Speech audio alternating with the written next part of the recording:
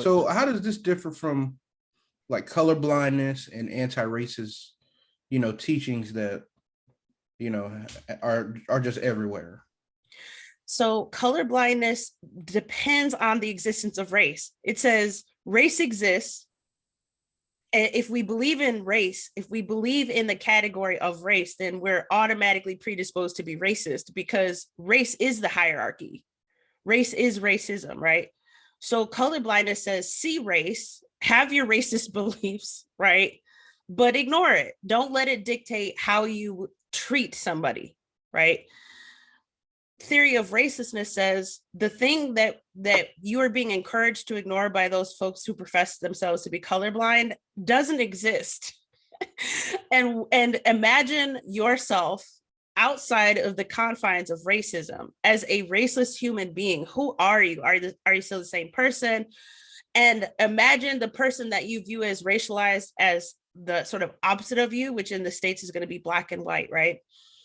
Imagine that that person is raceless. And now let's take a look at racism, the problem of racism, to analyze it and be more clear-eyed about what it is, what it isn't, which is critical because right now we have an anti-racist movement, which is really teaching people to see racism everywhere. Why? Because we're teaching people to see race everywhere, which is further evidence of my assertion that racism is race. If we see race everywhere, if we see something bad happening to a so-called Black person, the presumption almost automatically, if a racialized white person is involved, is racism. This happens time and time again, right? The Kyle Rittenhouse verdict was evidence of us being trained to not see the logic, to just see racism everywhere, even when it's not there.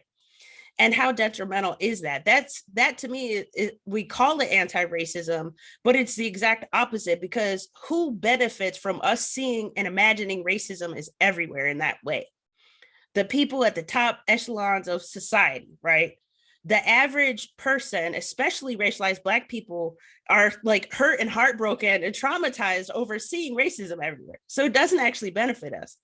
So my flavor of anti-racism is actually helping people identify the root cause of a problem, except it and not the symptom being race. We have to identify the root cause, which is racism, which created race in the ways that we think of it now. And now that we can do that, we can step outside of the boxes that society creates for us, that we create for ourselves. We can stop internalizing the problem of racism, because it does exist, just not in the ways we think it does. We can stop internalizing that. We can actually begin to heal and unify, because then we're not demonizing people who are racialized as white, for example, while also saying we need them to be allies, but we're demonizing them for being white. The irony. And we're getting them to concede that we are basically like infants who just can't do anything for themselves in the world. My anti-racism brings all of that under interrogation and frees people from that way of thinking of themselves and other people. And in that way too, I'll say one last thing, it's vastly different from colorblindness, not just because of the fundamental and profound difference of race doesn't exist, but also, so there's nothing for you to ignore, right? But also because we do that, people who profess themselves to be colorblind but ignore the existence of racism are invited to critically analyze the problem of racism and acknowledge it without feeling like they're being blamed, right, for something that they don't have any control over.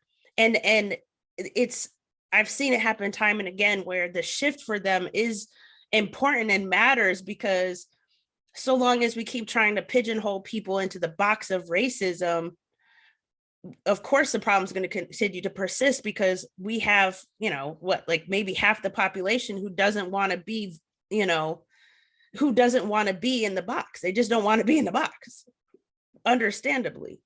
So this helps people who aspire to be colorblind see the truth of racism, but it's not the typical anti-racism in the ways that I've described.